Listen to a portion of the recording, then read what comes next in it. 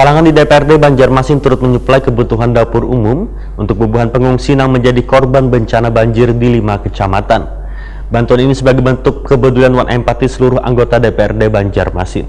Bantuan yang dibagikan pun berupa 176 mie instan wan iwak kemasan kaleng. Pemirsa, mari kita saksikan kabar yang lebih lengkapnya.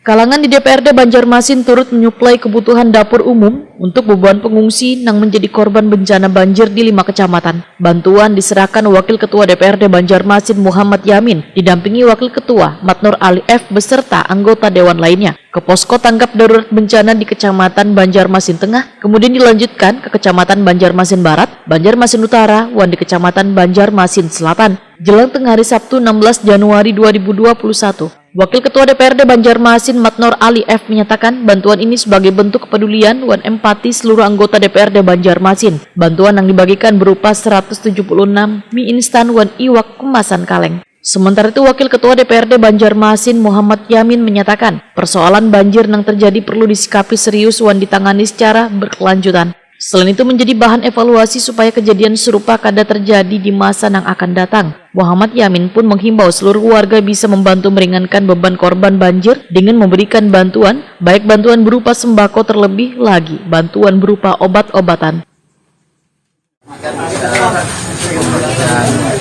Warga yang terdampak lah, bahwasanya tidak-tidaknya sementara